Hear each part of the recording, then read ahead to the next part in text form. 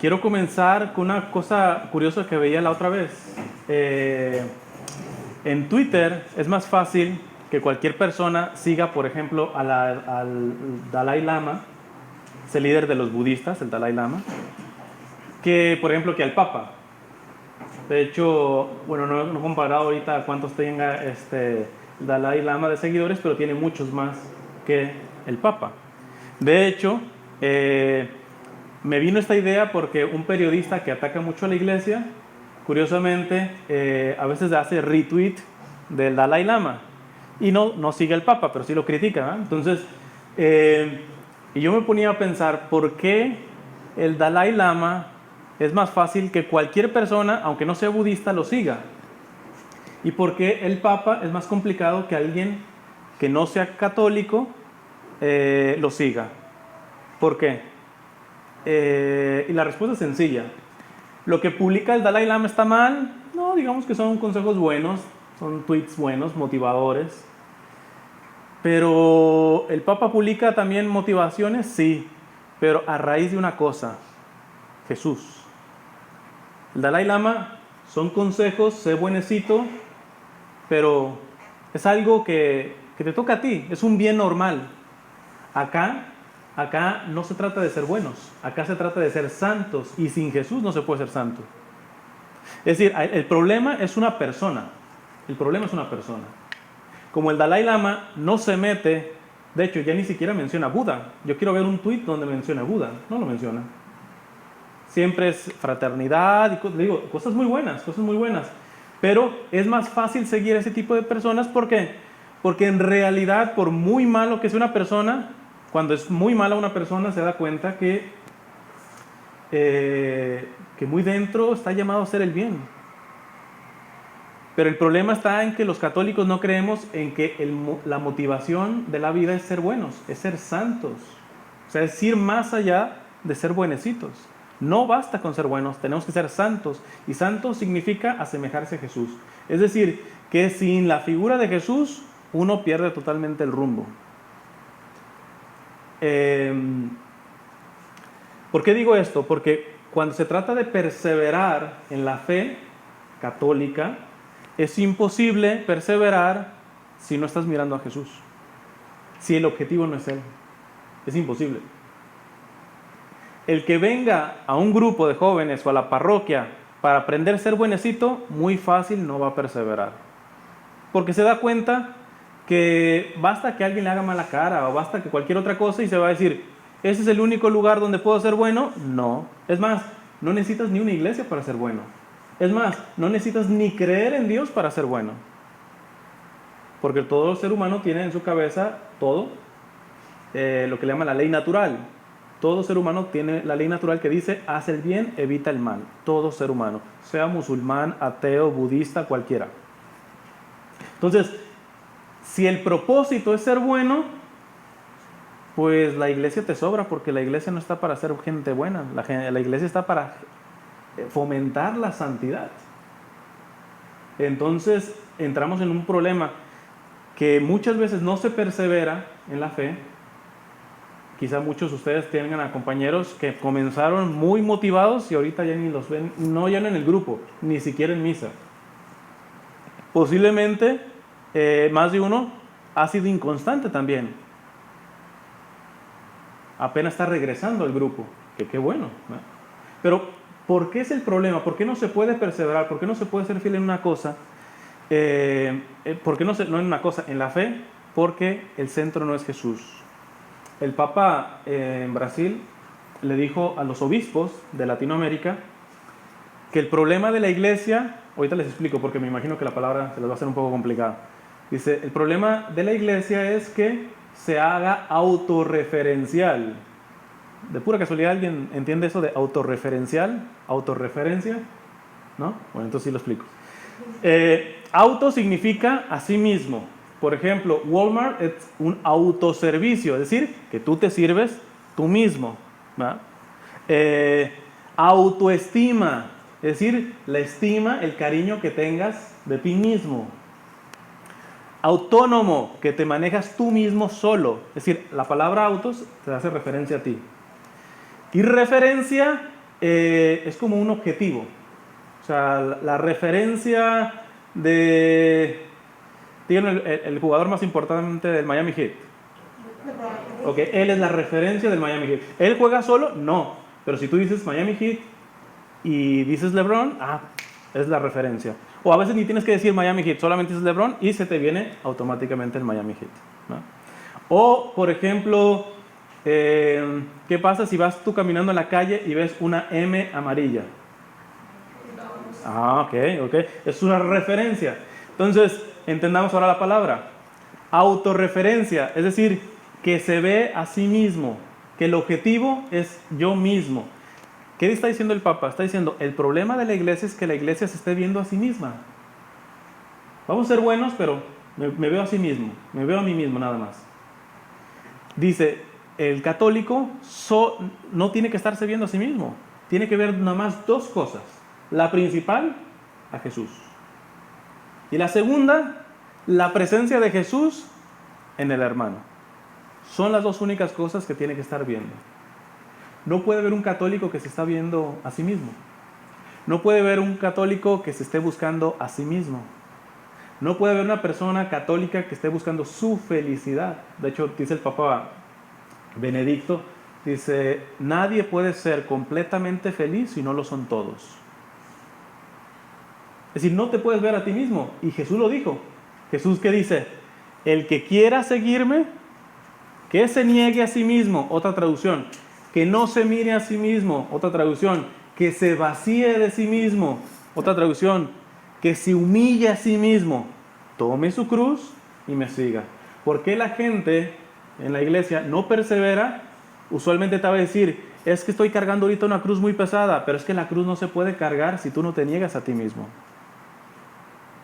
Si tú estás aquí para que tú seas buenecito, empezamos mal. Tú tienes que estar aquí para ver lo que Jesús quiere que tú seas. Porque tú puedes tener un plan bueno para tu vida, pero ¿le va a ganar el plan de Dios? O sea, ¿quién le da clases de felicidad a quien inventó la felicidad? Entonces, ese es el problema de por qué a veces uno no persevera, porque sí tiene buena intención, pero se está viendo a sí mismo. Y supongamos que todo va bien, pero es que también cuando te ves a ti mismo, lo acabamos de ver, ¿quién no comete pecados? ¿Quién no comete errores? Si te estás viendo a ti mismo, te vas a desilusionar muy rápido, porque te das cuenta, vas a llegar a decir como San Pablo en una de sus cartas, en Romanos dice San Pablo, dice, hago el mal que no quiero, y el bien que quiero no lo puedo hacer. Desdichado de mí. ¿Quién ha pasado por eso? Que mete la pata en donde uno no quiere meterla, y el bien que quiere hacer, no lo puede hacer. Porque nuestra naturaleza humana está herida por el pecado original. Estamos heridos. Por eso necesitamos los sacramentos, por eso necesitamos oración. Porque solos no podemos. No podemos. A lo máximo que vamos a llegar es a ser buenecitos, pero no vamos a llegar a ser santos, que ese es el objetivo. Entonces, lo que voy a tratar es, hay una encíclica, las encíclicas son documentos oficiales de la iglesia, es decir, nosotros debemos creer en lo que está escrito en las encíclicas, de un papa que son muchos papas atrás, se llama el Papa Pío XI, y escribió una carta acerca de la devoción del Sagrado Corazón. Les resumo rápido esto del Sagrado Corazón. Quizá muchos han visto ya una imagen del Sagrado Corazón, Jesús con su corazón abierto. Entonces a veces tiene una corona de espinas en el corazón. Jesús se le apareció así a una monja en Francia que se llama Margarita María Alacoque. Ahora ya es Santa Margarita María Alacoque. Y Jesús, se le apareció cuando estaba en una adoración al Santísimo y le empieza a dar algunas revelaciones a Santa Margarita.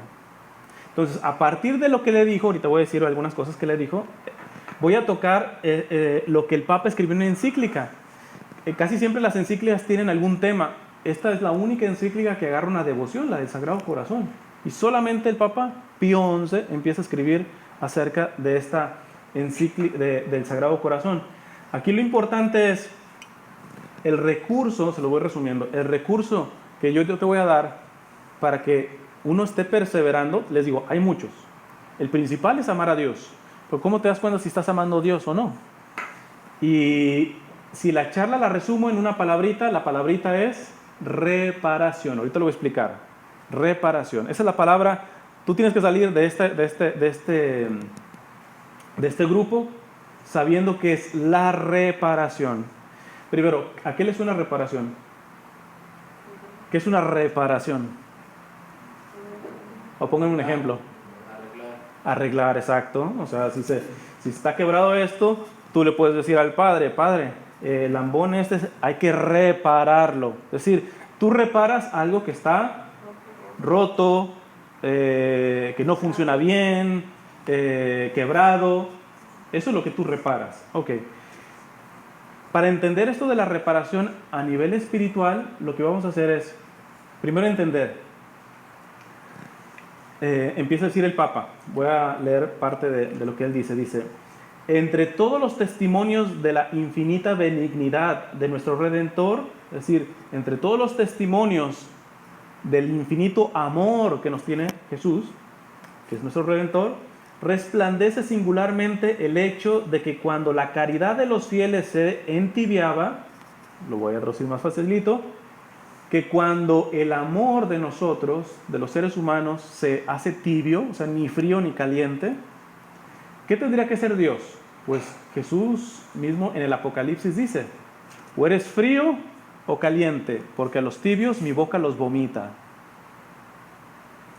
Dios no quiere tibios, o eres frío o caliente. Entonces, ¿qué dice aquí el Papa? Dice,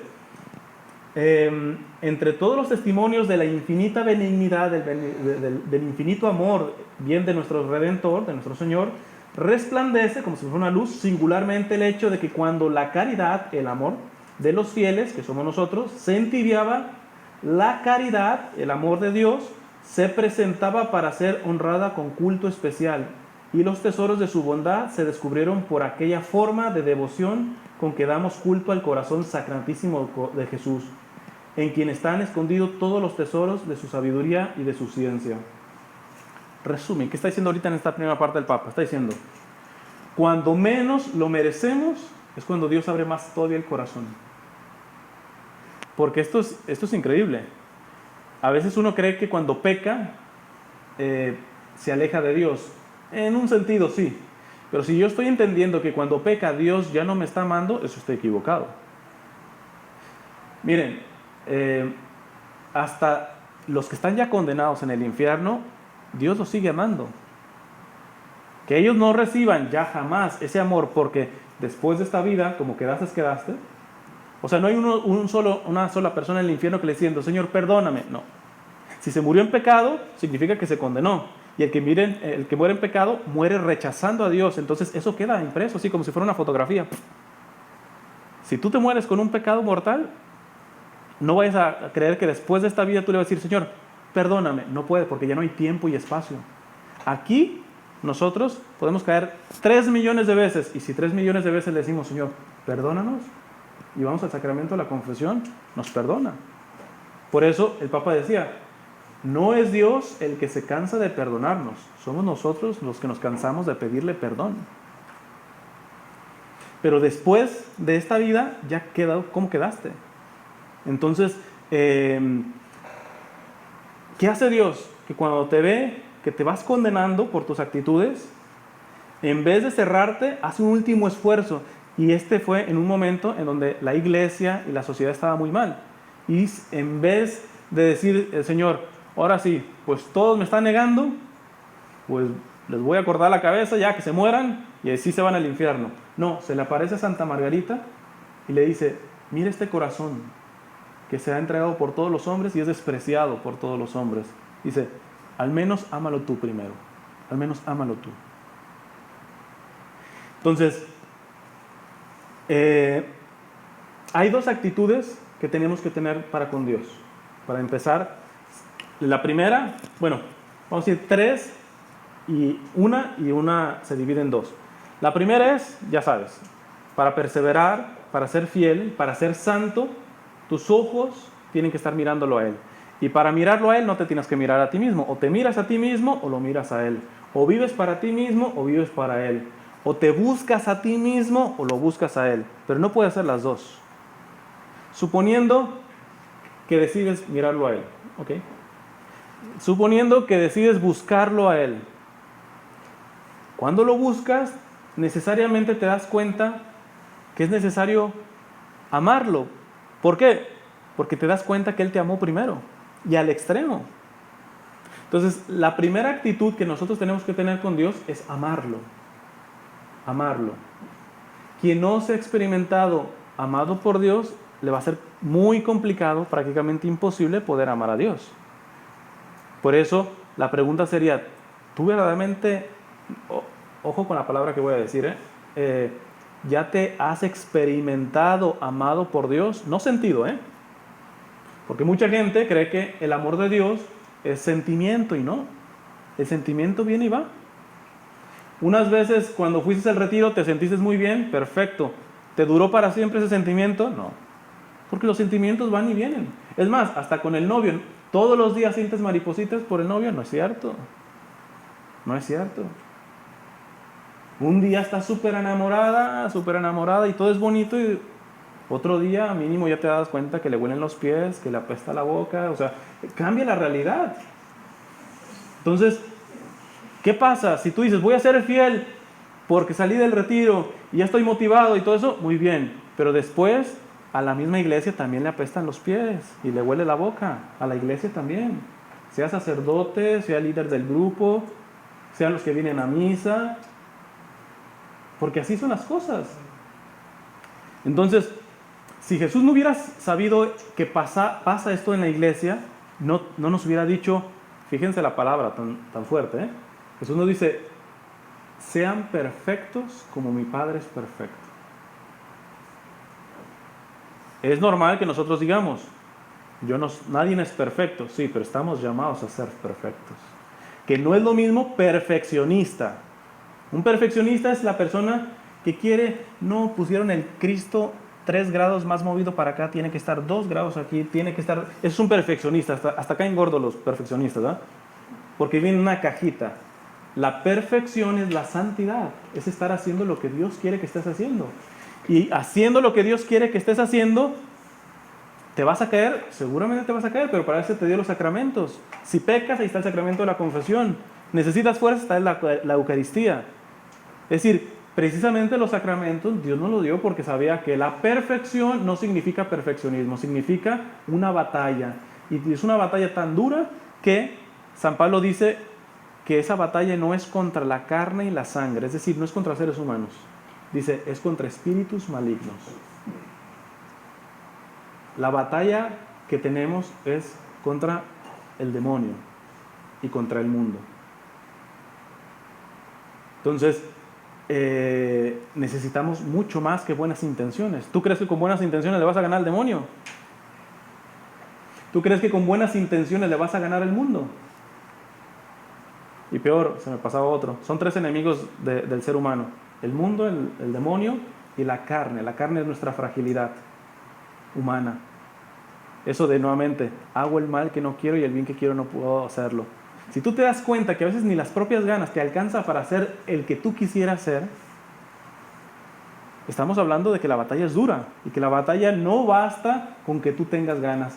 La cuestión es, ¿tienes lo más importante? ¿Tienes algo que sea más grande que las ganas que tienes de amar a Dios, de servirlo? Entonces, el Papa habla de las 2 cosas que tenemos que tener con Jesús. Ok, lo vas a seguir. La primera es, ámalo. Porque el que se encuentra con Jesús es irresistiblemente atrayente porque te das cuenta que hasta este nivel llegó a amarnos. Me ha amado tanto que lo único que tú haces es amarlo a Él. Pero dice otra cosa que no se nos dice desafortunadamente en la iglesia actualmente. La primera cosa, el primer movimiento de nosotros para Dios es amarlo. El segundo movimiento es reparación. Entonces ahí voy a explicar esto, lo de la reparación.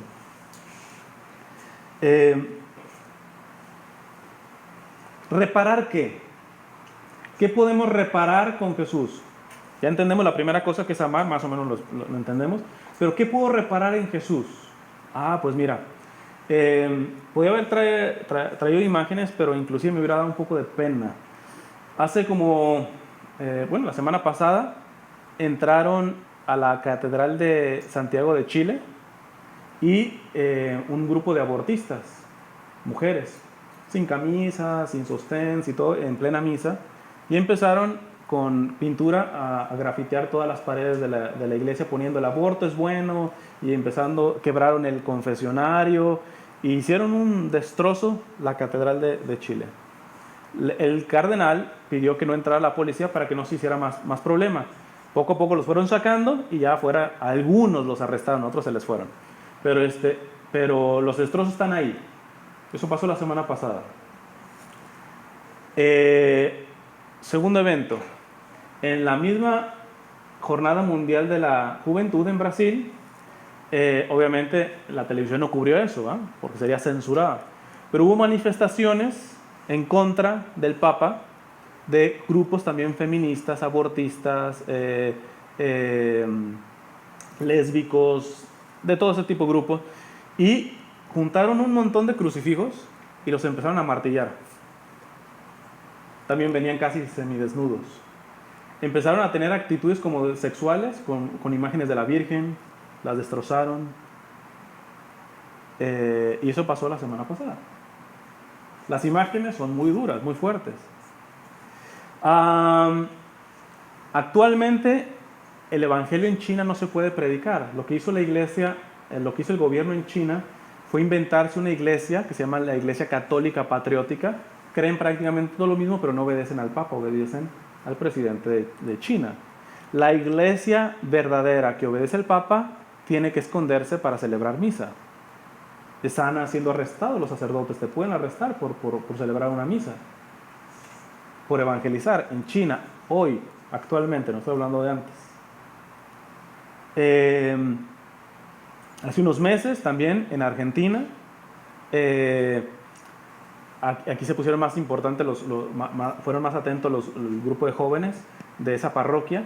Llegaba también un grupo de abortistas a hacer exactamente lo que iban a hacer lo que hicieron en Chile, y ellos hicieron como una cadena, y entonces esta gente más bien los pintó a ellos, los estaba pintando, los estaba tocando, provocando, y los muchachos están así agarrados. Ese video también lo pueden ver, y lo único que están haciendo es rezando el rosario, escupiéndole a esta gente, provocándolos y todo, y los muchachos rezando el rosario.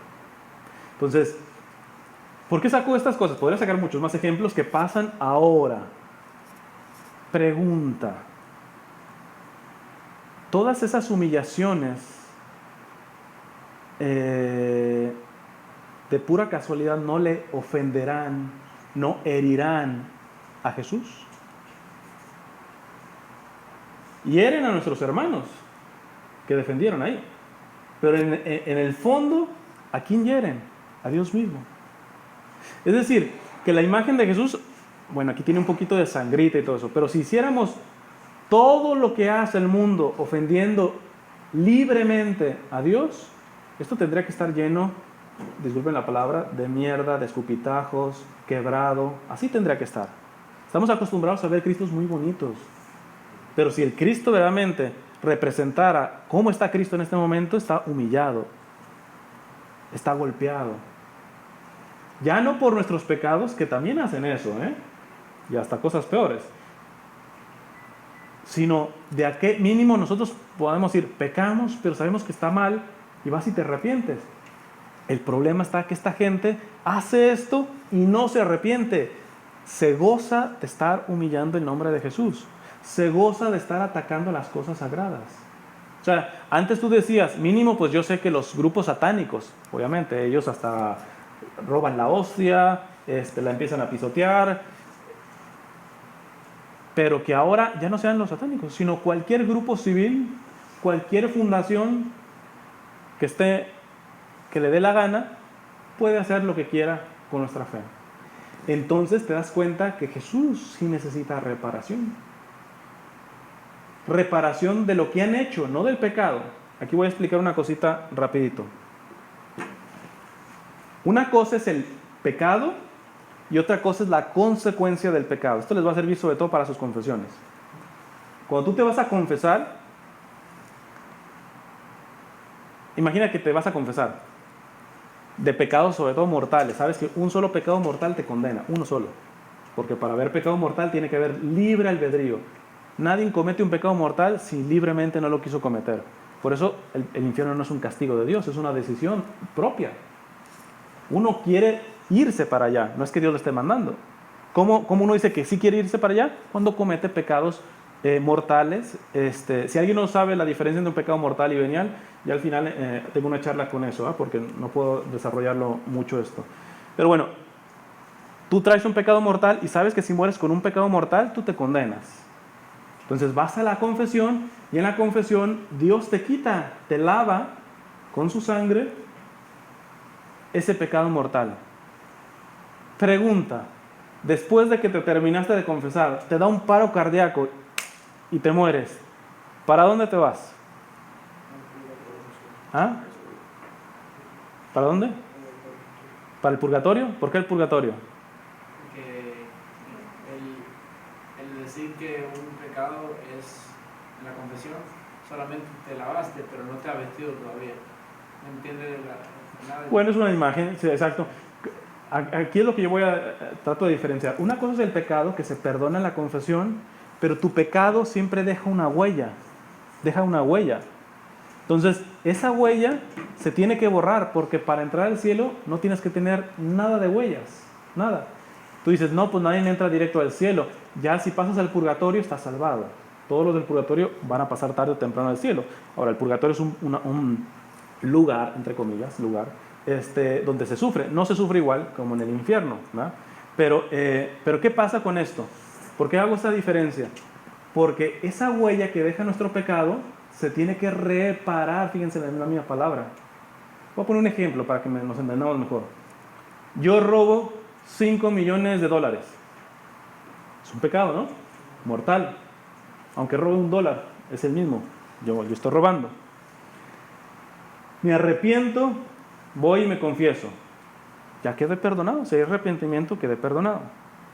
Pero ahora Dios me pide que regrese los $5 millones. Me está diciendo, ahora repara las consecuencias, no tu pecado. Nadie puede perdonar el pecado, nadie puede reparar el pecado, solo Dios. Nadie puede. Nadie puede quitarte el pecado más que Dios, porque Dios es el ofendido. Pero eso ya se borró en la confesión. Pero quedó la huella. Y esa huella, a ti sí te toca empezar a repararla. Imaginemos, ya te los gastaste, no tienes ni dónde. Pues mira, trabájale gratis, vende tus cosas y con eso le pagas, pero de alguna manera tú tienes que reparar todas las consecuencias de tus pecados. Todas. Porque es una cuestión de justicia. Es una cuestión de justicia. Quizá no nos gusta ahorita mucho, pero imagínate, te roban el carro. ¿Y qué pasa si te dicen, bueno, sí te voy a regresar las 4 llantas y ya me perdonas? Te dices, bueno, yo quiero las 4. No, regrésame todo porque me robaste todo, no nomás las 4 llantas. Con uno es más fácil cuando tú dices, a ver, la justicia que yo pondría si me robara una cosa, para nosotros mismos rápido decimos, sí, que nos lo paguen todo. Nos cuesta un poquito más trabajo decir, tenemos que reparar nuestros pecados. Entonces, ¿qué pasa? Ahora sí voy a brincar con la reparación con Jesús. ¿Qué pasa? Que todas las heridas, todas las cosas de los pecados míos y los pecados de los demás, y sobre todo los pecados de aquellos que no se arrepienten, porque hay mucha diferencia entre mis pecados, que lo menos me arrepiento y voy a la confesión, y ya después tengo que repararlo, ¿verdad? A los pecados de estas personas que cometen los pecados y que no se arrepienten y que están gustosos de cometer todo esto. Entonces el Papa lo que está diciendo, tenemos que reparar también nuestros pecados, pero dice, tenemos que empezar a reparar lo que el mundo está haciendo con Jesús. Lo que el mundo está haciendo con Jesús. Yo suelo decir, cuando tú vas a orar, ¿cómo comienza tu oración? Por lo general, el tipo de oración que hacemos es, Señor, necesito esto, muy acaso, gracias Señor, te doy por esto y esto, esto. ¿Alguien tiene la idea de cuál es la mejor oración? ¿Cuál sería la mejor oración? Imagínate que yo no sé nada de la iglesia y digo, enséñame una oración. ¿Cuál sería la que me enseñarías? Padre nuestro, ¿por qué? Ok, pero hay una razón más importante. ¿Cómo se inventó el Padre Nuestro? ¿De dónde salió? ¿Cómo estuvo? Fue el Evangelio del domingo pasado, les aviso. Jesucristo lo dijo. Sí, pero ¿por qué empezó? Porque preguntaron ¿A quién preguntó? los discípulos cómo se hace. Ajá, enséñanos a orar. Y entonces Jesús dice, ok, y empieza el Padre Nuestro diciendo, danos el pan de cada día. ¿Así empieza el Padre Nuestro? ¿Cómo empieza? Padre nuestro que estás en el cielo. Ojo, estás diciendo, Padre nuestro, lo importante es Él, no te estás mirando a ti. Padre nuestro que estás en el cielo. Santificado sea tu nombre. Venga a nosotros tu reino. Hágase tu voluntad en la tierra como en el cielo. Y hasta después dices, danos el pan de cada día. Es decir, que si tú quieres saber cómo debes de orar, la pregunta sería, ¿primero te preocupas de Dios o de ti mismo? ¿Primero llevas tus intenciones o las intenciones de Jesús? Voy a tocar lo de la reparación. ¿Te duele más tus problemas o las humillaciones de Jesús? Porque puedes tener muchos problemas, Puedes estar enfermo físicamente, puedes estar pasando por problemas de tu familia, puedes estar pasando por problemas económicos, puedes estar pasando por humillaciones, puedes pasar todo eso. Pero imagínate una persona que está pasando por muchas cosas fuertes y de pronto llega con Jesús y le dice, Señor, ¿cuáles son tus dolores? ¿Cuáles son tus intenciones? ¿En qué te puedo consolar? ¿Cómo puedo amarte? ¿En dónde tengo que reparar las ofensas mías y sobre todo de aquellos que te ofenden sin arrepentimiento? ¿Cuál es tu voluntad? Imagínate, Dios que sabe los problemas que tienes y cuando le das el primer lugar, es entonces donde comienzas a recibir una gracia de perseverar. ¿Por qué? Porque es la mayor prueba de que Dios realmente es el primero. Cuando a ti te duele más los dolores de Jesús que los tuyos, vas bien. Cuando a ti te duelen más tus dolores, por muy fuertes que sean, que los de Jesús, déjame avisarte que no vas a perseverar. No vas a perseverar. Fíjense, aquí puedo poner ejemplos quizá más de las mamás, que son las que más se preocupan. Voy a poner un caso. Imagínate una mamá que tiene un hijo que vivió una vida desordenada, se metió en relaciones sexuales con todo el mundo, etc. Y de pronto le pega SIDA, VIH. Imagínate, eso no es curable. Es fuerte eso. Y la mamá hace este tipo de oración. Señor, cuídame a mi hijo, sáname a mi hijo. Por favor, sáname a mi hijo. Obviamente yo no le deseo el mal a ninguna persona, sea que sea infectado por andar pecando o no andar pecando. Pero a mí me gustaría decirle a esa señora, señora, me está diciendo que le duele más el sufrimiento de su hijo que el sufrimiento de Jesús. ¿Cómo así? Sí. Comience a hacer oración de reparación primero, discúlpenme la palabra, de todas las porquerías que hizo su hijo y que le provocaron esto, que le ofendieron a Jesús. Le ofendieron a Jesús. Y usted está diciendo que le duele más su hijo que Jesús.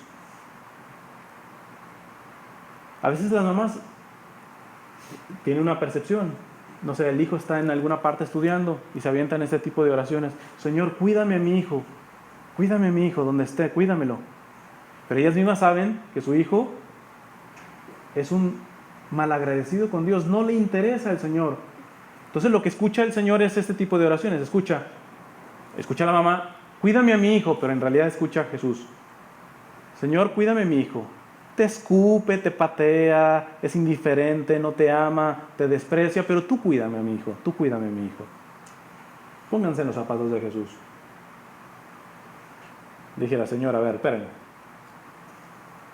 Una mejor oración si esa señora amara más a su Dios, amara más a Jesús que su propio hijo, tendría que decir, Señor, tanto le costaste, tanto te costó mi hijo, te costó sangre, para que este cabezón esté escupiéndote, despreciándote, haz lo que tengas que hacer, pero que se salve.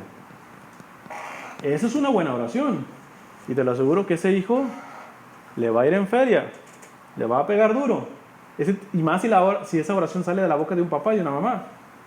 Si tuviera aquí sus papás, quizás me odiarían ustedes, porque es la mejor oración que yo les recomiendo a un papá. Déjense de estar pidiendo, cuídame mi hijo, sáname mi hijo. No, Señor, haz tu voluntad.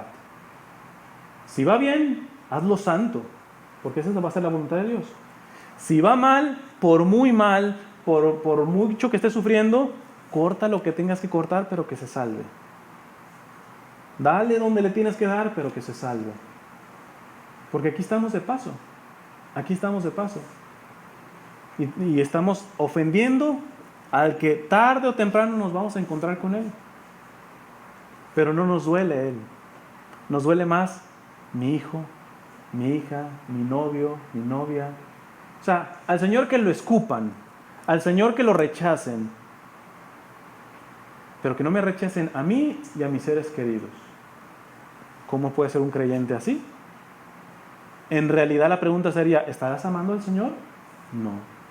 Entonces voy a ir concluyendo con algunas frases que menciona el Papa Pío XI con esto. Ya más o menos probablemente le hice todo el bosquejo del tema. Dice, ¿por qué Jesús necesita consuelo? ¿Por qué Jesús necesita consuelo? ¿Te das cuenta? Y una persona sí me llegó a decir, porque yo solamente pongo este ejemplo. Yo digo, ¿por cuánto estás sufriendo ahorita? Y usualmente tú dices, pues por mi papá que no tiene trabajo, por una enfermedad, por que mi hermano está perdido en otro lado. ¿Por cuánta gente tú sufres? En este momento, ¿5 personas? ¿10 personas? Es más, voy a ser exagerado. Me voy a imaginar que tú sufres por 1000 personas. Estás preocupado por 1000 personas o por 1000 problemas. Pregunta, ¿por cuánto sufre Jesús? Por todos los del planeta. Pregunta, ¿quién necesita más consuelo? ¿Tú o él? Él. Entonces, ¿qué pasa? Cuando yo explico esto, una vez una persona así me dijo, pero ¿cómo si Dios ya está resucitado? ¿Cómo necesita consuelo? ¿Jesús está sufriendo todavía? Jesús está sufriendo todavía. ¿En el cielo está sufriendo? Vamos a explicarlo. Esto lo explica el Papa en esta encíclica. Se lo voy a poner más sencillo para no estarle leyendo tanto. ¿Qué dice el Papa? Primero saca un texto de San Pablo, donde San Pablo dice que hay un cuerpo en donde Cristo es la cabeza y cada uno de nosotros es parte del cuerpo y cada uno tiene su misión. Y dice San Pablo, y la mano no puede decirle no valgo porque no soy pie, ni el pie puede decir no, yo quisiera ser oreja. Cada parte tiene su lugar. No todos de aquí se tendrían que casar. Muchos están llamados a la vida religiosa. No todos aquí tienen que ser profesionales. Eso no lo han puesto esta cultura. Tienes que tener una carrera. ¿Quién dice? Imagínate, más de 3/4 de la población no tienen ni educación básica. Entonces, ¿esos que valen menos porque no tienen carrera? Eso no lo han metido aquí. Si tienes la oportunidad, vea para qué carrera y verdaderamente si tu carrera va a servir al Señor, porque tus talentos fueron para servir al Señor, no para servirte a ti mismo. ¿Por qué? Porque tenemos que vivir para Él, no para nosotros mismos. Entonces, pero bueno, el punto está que dice San Pablo, pues Jesús es la cabeza y la cabeza ya una vez estuvo crucificado y sufrió todo lo que tenía que sufrir. Ya no puede sufrir más Jesús. Pero ¿qué dice el Papa Pío XI? ha sufrido lo que tenía que sufrir la cabeza. Es decir, que Jesús ya no está sufriendo los clavos que hace 2000 años le pusieron. Ese tipo de sufrimiento no lo tiene. Pero Jesús está sufriendo en la demás parte de su cuerpo, que somos nosotros. Jesús, cuando está una persona, humillada, ya sea moralmente o por una enfermedad, Jesús padece con esa persona. Los dolores de esa persona le duelen a Jesús. Porque esa persona es un dedito o es la rodilla. Jesús sigue sufriendo en este sentido. No está sufriendo los dolores de la cruz. La cabeza ya dejó de sufrir en ese sentido, pero todavía tiene su cuerpo. Por eso San Pablo dice que con sus dolores, con todo la metieron a la cárcel, lo persiguieron, lo golpearon, le hicieron de todo a San Pablo. ¿Y San Pablo qué dice? Que se alegraba. ¿Por qué dice? Porque con mis sufrimientos completo la pasión de Cristo. Completo la pasión de Cristo. Entonces, ¿qué pasa con esto? Te das cuenta que Jesús sí necesita consuelo en su cuerpo, que somos nosotros. Y es entonces, voy a sacar cositas, quizás les van a incomodar a ustedes, créanmelo, les incomoda más siempre a los papás. Hay un video del Papa antes de ser Papa, como cardenal. Y es muy fuerte porque les está hablando a los que organizan la caridad de la iglesia. Esa organización se llama Cáritas, a los pobres y todo eso. Y de pronto este Papa empieza a hablar fuerte y empieza a decir este tipo de cosas. Me acabo de enterar que algunos de ustedes se fueron a un restaurante lujoso de Argentina, etcétera, etcétera. Y empieza a decir, si tú entras en un proceso de conversión, tus hábitos de vida tienen que cambiar y no te puedes permitir ciertos lujos que antes de convertirte a Jesús te los tenías. Me van a decir, no, usted, padre, es un comunista. Digan lo que quieran. Esto es lo que opina la iglesia. Y entonces el Papa empieza a poner ejemplos. Yo no sé si entienden lo que es una ONG. ¿Saben lo que es una ONG? ONG. Es una organización para que ayuda, que hace caridad. Pero nosotros los católicos no podemos ser una ONG. Eso se lo repitió diciendo un montón de veces el Papa en Brasil también. Lo está diciendo continuamente. ¿Qué significa? El Papa lo pone un ejemplito muy sencillo. Dice, hay unas caricaturas que se hacían en dibujitos en Argentina que se llama Mafalda. Y había una monita, y entonces dice el Papa, dice, no nos vaya a pasar como Susanita, que era una de las monitas. Dice que Susanita decía, cuando yo sea grande voy a hacer comida, recaudación de fondos para los pobres y voy a traer banquetes y comida rica que nos gustan los otros, los ricos, para poder comprar arroz y polenta y todas esas porquerías que compran los pobres. No sé si me están captando. Una ONG, un muchacho que va a ser voluntario de la UNICEF, de la ONU, puede estar dándole al pobrecito. Pero si él vive en pecado, a la ONU no le interesa. Mientras le estés dando al pobrecito, la ONU dice, o UNICEF dice, bien. Tú le puedes estar dando al pobrecito, pero tú después te regresas y tú tienes un montón de lujos. La UNICEF no te va a decir nada. Porque ellos dicen, nosotros estamos para darle al pobre. ¿Qué dice la iglesia? La iglesia dice totalmente otra cosa. Porque si nos está diciendo que nosotros tenemos que abrazar a Cristo crucificado, está diciendo que tú abraces la carne, la enfermedad, la porquería de ese que ayudas. Por eso el Papa pone un ejemplo muy sencillito. Dice, cuando tú le vas a dar una moneda a un pobre, le tocas la mano y lo miras a los ojos. Hay gente que ayuda y avienta la moneda, Y el Papa dice, ¿te duele la carne de tu hermano? ¿Se la tocas la mano y lo miras a los ojos? ¿Le preguntas mínimo el nombre? Una ONG no te obliga para eso. Pero como tú estás obligado a abrazar el dolor de Cristo, te duele la carne de tu hermano. Y porque te duele la carne de tu hermano, eres capaz de vivir más sencillo. Tienes dinero para darte lujos, pero no te los vas a dar.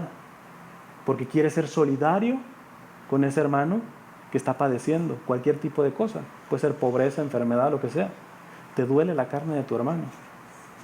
Si se fijan, estamos llegando a una conclusión. Les digo, ser católico es mirar dos cosas nada más. A Jesús y a Jesús en tu hermano, especialmente en el que sufre. no te puedes mirar a ti. El que se está mirando a sí mismo no puede ver a Jesús, o lo va a ver como, es un bonachón, sí, me siento bonito cuando voy a los retiros y te conozco un poquito, pero ya, no me comprometas más. Y a sus hermanos los va a tratar como una ONG. Pues este está sufriendo, este tiene mucho sufrimiento, pues le voy a dar una monedita, por ahí de una visitadita, pero no abrazo su carne, no abrazo su pobreza, no abrazo su enfermedad. ¿Se dan cuenta la clave? Tú imagínate, ustedes respondan. Si tú estás mirándolo a Él en todo, y el objetivo siempre es Jesús, y automáticamente también estás abrazando a Jesús en su cuerpo doliente, pobres, enfermos, pecadores. Porque ahí el Papa menciona una cosa bien interesante. Dice que hay que evangelizar ahorita las periferias. ¿Qué es la periferia? Lo último que queda. Hagan de cuenta que ven un mapa de Miami, las últimas casas, eso es la periferia. El Papa dice que hay que evangelizar las periferias, pero dice las periferias existenciales, ahorita explico eso, y las periferias sociales. ¿A qué se refiere? El Papa dice, la iglesia nuevamente no se puede estar viendo el ombligo, tiene que salir a los que han sido excluidos, los pobres, los miserables, tiene que salir a ellos, pero no como una ONG, sino hacerse pobre con ellos, tocar su carne. Y los que tienen una pobreza existencial. ¿Qué significa existencial?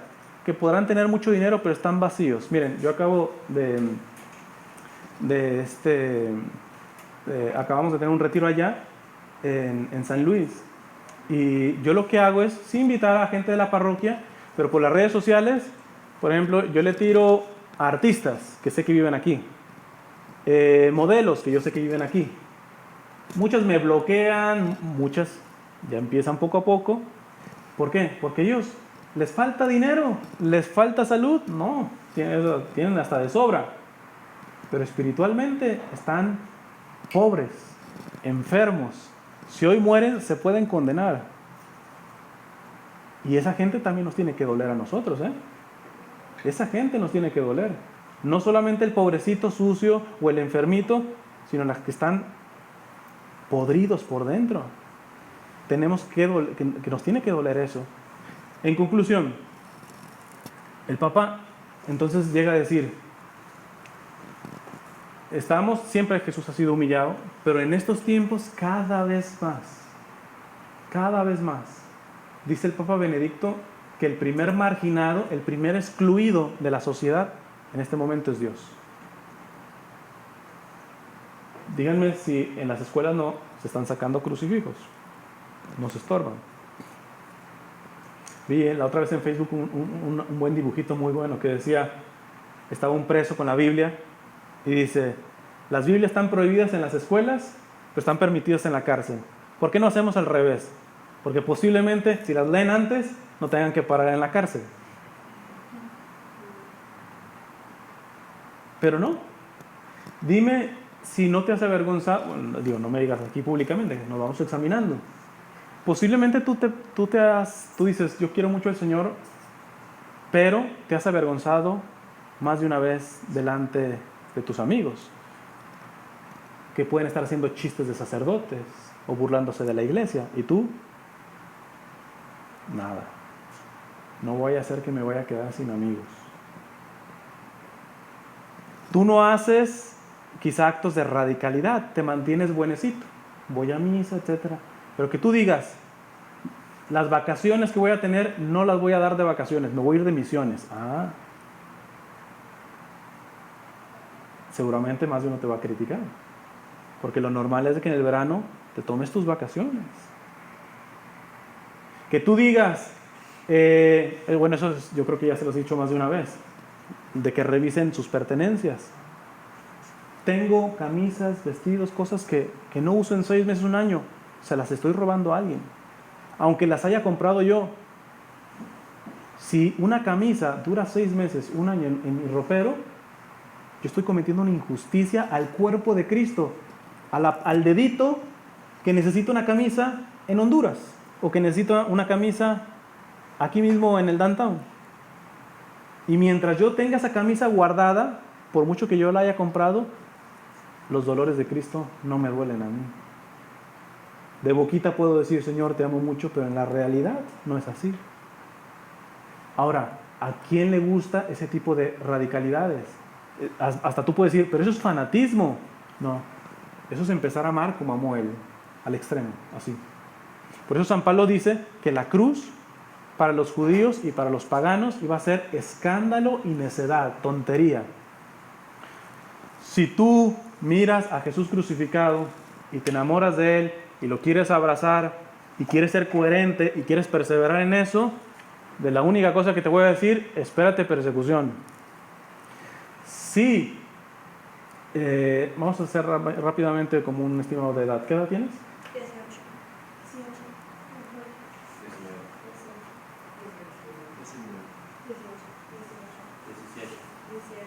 45. Bueno, vamos a dejarlo en un promedio de 19, vamos a dejarlo así. Ok, mira, va a sonar fuerte, pero digo, a los que me conocen, el tiempo es tan preciado como para yo venir a dar platiquitas en donde una palmadita en la espalda y decirte Dios te ama mucho y listo. Porque no está alcanzando, honestamente estamos en guerra espiritual. Estamos en guerra, dice un sacerdote que aprecio mucho, dice, si el mundo va tan mal, es porque el demonio está jugando este partido de fútbol, vamos a decirlo como si fuera un partido de fútbol, con profesionales, y los católicos estamos jugando con aficionados. Te pones la camisa del Barcelona y todo eso, pero no entrenas como Messi, pues mira, cuando juegas con Messi te va a poner una trapeada. Así estamos. Si no, díganme, ¿de quién son las mejores películas? ¿Son mensajes cristianos? ¿Son mensajes de respeto?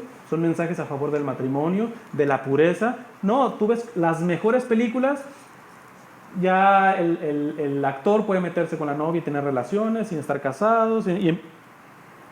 Pero eso sí, la película está en 3D. Es decir, la calidad en manos de quién está. ¿Está en manos de Jesús? Está en manos de... ¿Por qué? Porque los cristianos, los que creemos en Él, podemos ser muy profesionales. Es más, trabajar hasta en ese tipo de películas, pero no manifestar la fe porque me quitan el trabajo.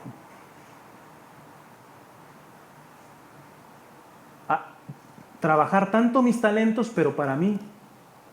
Y suena fuerte, pero los talentos que Dios te ha dado no son para tu beneficio, sino para amar a Jesús y para servir a tu hermano.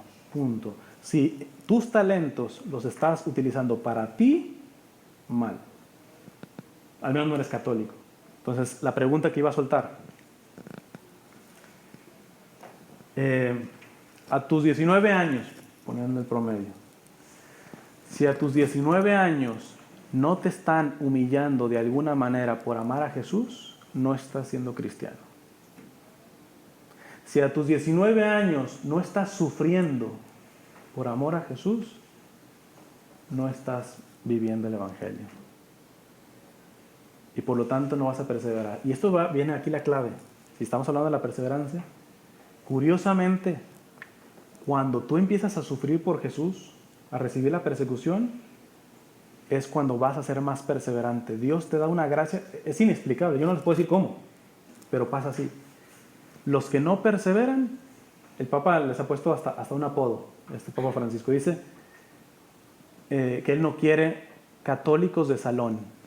¿Y qué es un católico de salón? Le diríamos al Papa. El Papa dice, los católicos de salón son gente buenecita que tiene sus grupos bien organizados, tiene todo están todos así chapeteados, muy bonitos y todo tienen en orden. Dice, pero esa gente no va a ser mártir, esa gente no se va a dejar humillar. Y Jesús necesita mártires, y Jesús necesita gente que está sufriendo, y cuando esté sufriendo, sea físicamente o espiritualmente, diga, Señor, esto lo ofrezco para reparar mis pecados, y sobre todo porque sé que en alguna parte te están ofendiendo a alguien. Es decir, para reparar la huella de mis pecados, y sobre todo para reparar la huella que están dejando los que no se quieren convertir.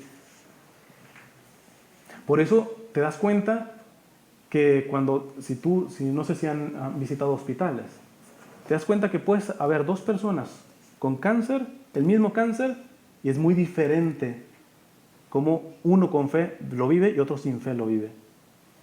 El que tiene fe, esto que tiene puede ser una ofrenda. A los ojos del mundo, oye, estás viviendo una desgracia. A los ojos del mundo, ¿quién estaba diciéndole al Señor?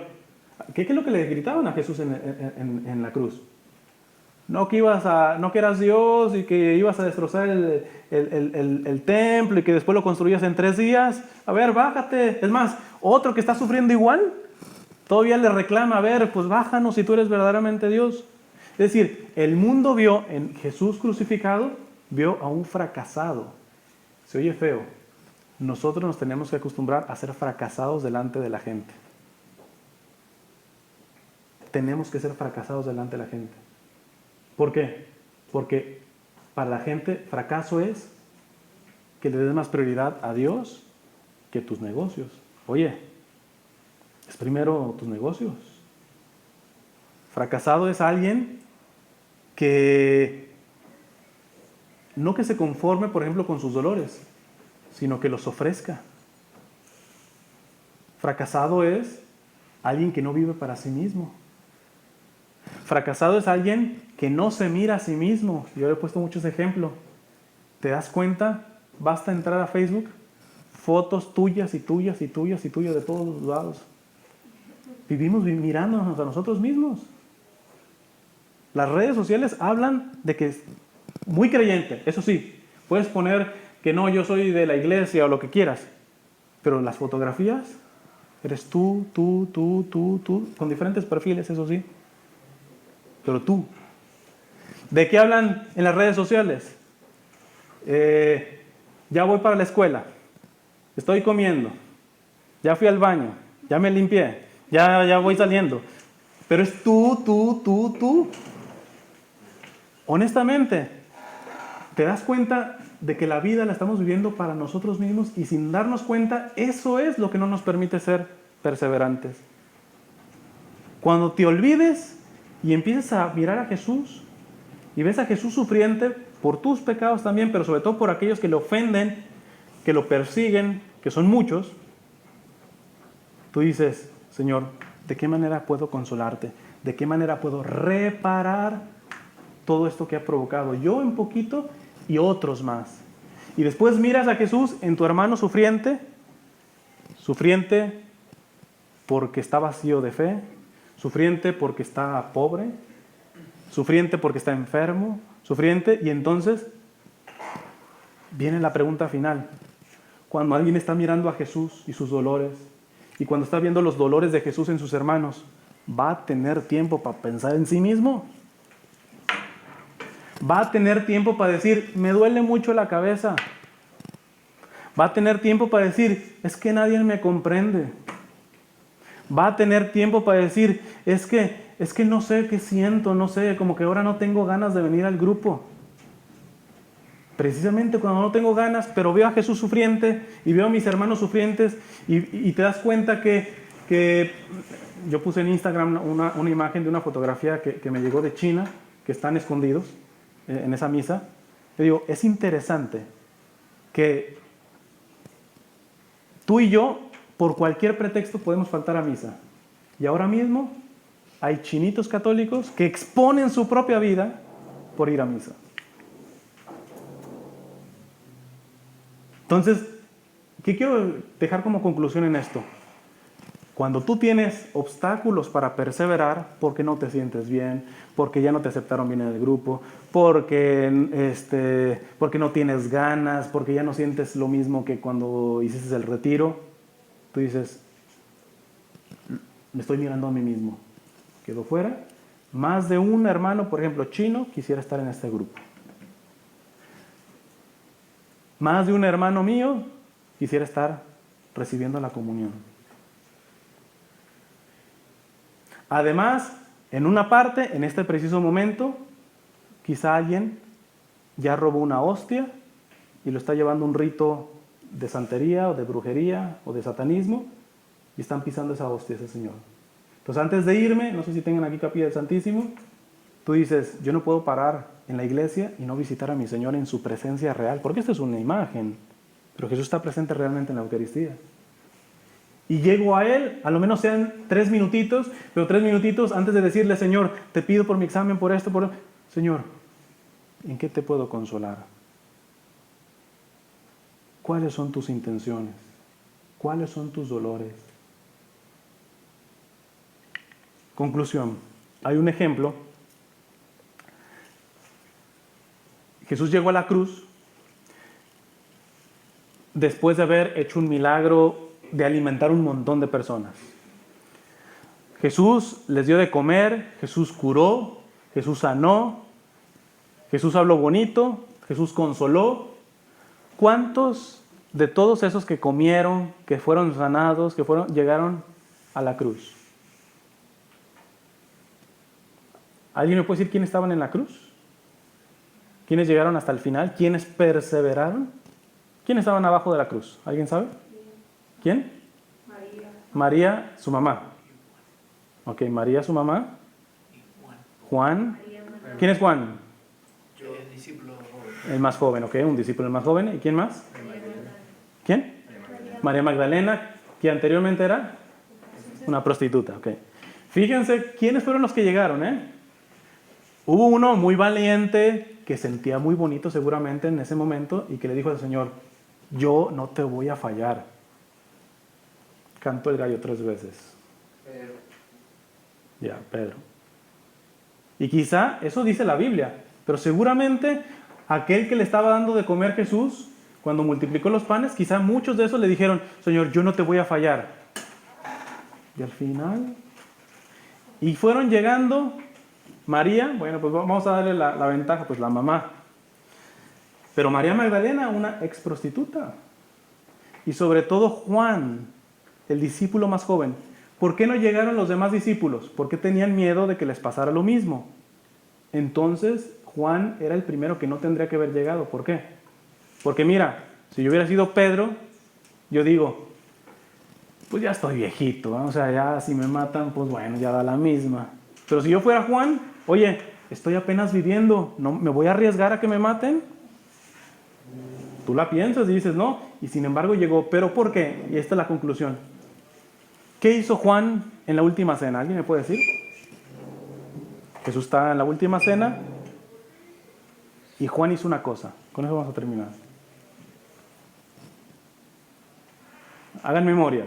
¿Qué hizo Juan en la última cena? Hasta en las pinturas lo vemos. Te pregunto quién es. Sí, pero ¿qué hizo Juan? se apoyó a Jesús. Se recostó en su costado, dice. Se recostó en su costado. Y esto es una imagen espiritual. ¿Qué significa esto? Juan se acostó en donde está el corazón de Jesús. Vamos a decirlo, que escuchó los dolores de Jesús, el miedo de Jesús, los temores de Jesús. Y de pronto, como no era tonto, escucha eso. Dice, esto es lo que está sufriendo mi Señor, que es perfecto, que es santo. Estos son mis miedos son de risa. Es decir, que lo que te hace fiel es nuevamente escuchar los dolores de Jesús, que Jesús sea el centro. Por eso, ¿Juan era el más valiente? No, Juan era también un miedoso. Pero cuando se dio cuenta cuánto está sufriendo Jesús, dice, mis sufrimientos son nada. Y se te acaba el miedo. Tienes sufrimientos de cualquier tipo, físicos. Físicamente, ¿estás sufriendo más que Jesús? Ves los dolores de Jesús y dices, pues lo que yo estoy sufriendo físicamente, Señor, lo uno a tus sufrimientos, para que tú saques algo de esto. ¿Estás sufriendo emocionalmente? Él se quedó solo, abandonado, rechazado. Tanto que dice, Padre, ¿por qué me has abandonado? Señor, esta soledad que tengo, la uno a tu corazón. Y unido a ti, tú lo conviertes en bendición de alguna manera. Por eso, el católico no tiene miedo de sufrir. Ni físicamente, ni moralmente, ni sentimentalmente, porque todos sus sufrimientos que pueda tener nunca se comparan a los de su Señor. Y como no se está mirando a sí mismo, sino está viendo a su Señor, siempre dice, cualquier sufrimiento que yo tenga tiene sentido, porque con mi sufrimiento puedo reparar las ofensas que hacen con mi Señor. Entonces te das cuenta que ahora sí diría San Pablo, ¿qué me separa del amor de Cristo? La enfermedad, la desnudez, la persecución, en todo eso vencemos. Un católico nunca se devasta, nunca. De hecho, yo hago siempre esa pregunta. ¿Tú te devastarías, te desesperarías si pierdes algo o a alguien? Si tú dices que sí, eso es tu Dios. Si tú te devastarías si se muere tu mamá es tu Dios. Si tú te devastarías si sales y no encuentras tu carro es tu Dios. El católico se afecta. Digo, se murió tu mamá, no va a ser fiesta. Te duele, pero no te devastas.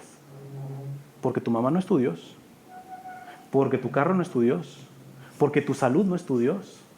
Porque tu sentimiento no es tu Dios.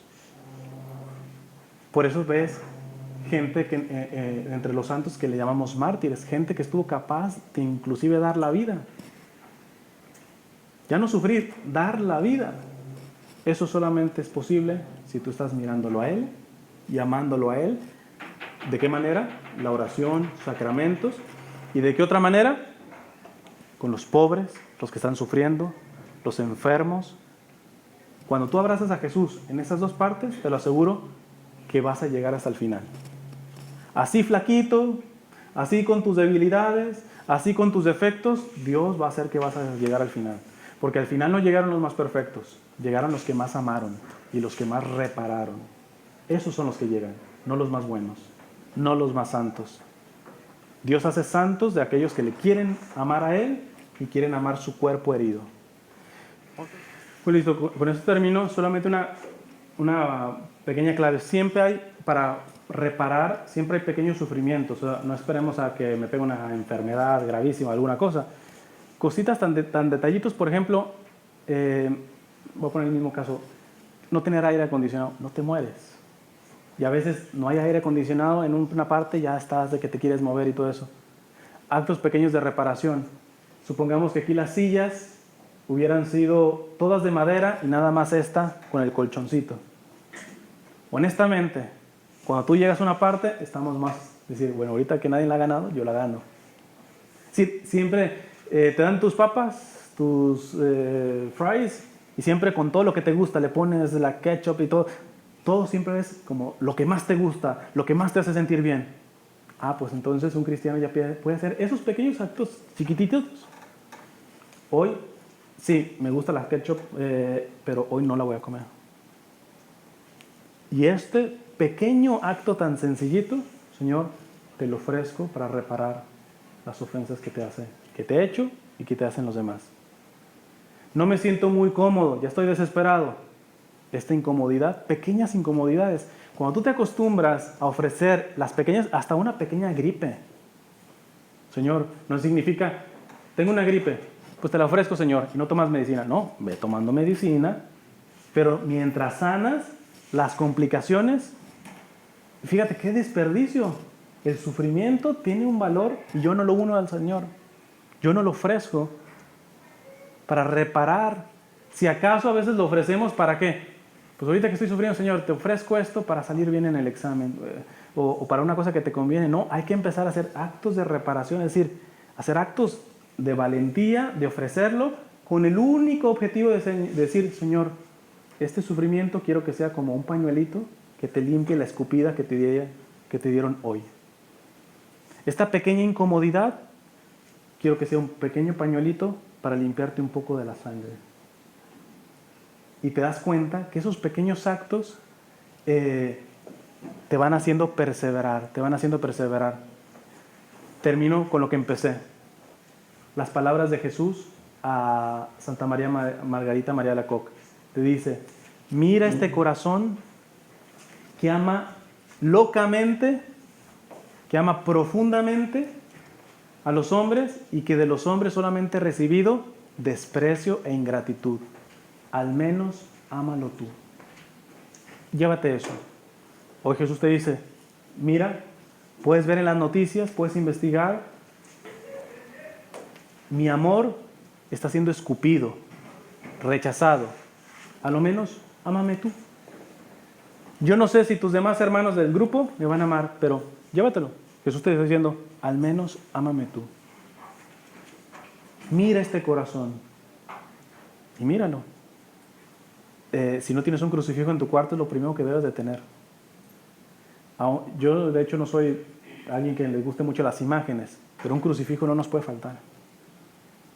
Es artimaña del demonio empezar a quitar crucifijos de casas, de escuelas. ¿Por qué? Porque ya queremos solamente Cristos resucitados. Eso el demonio lo tiene clarísimo.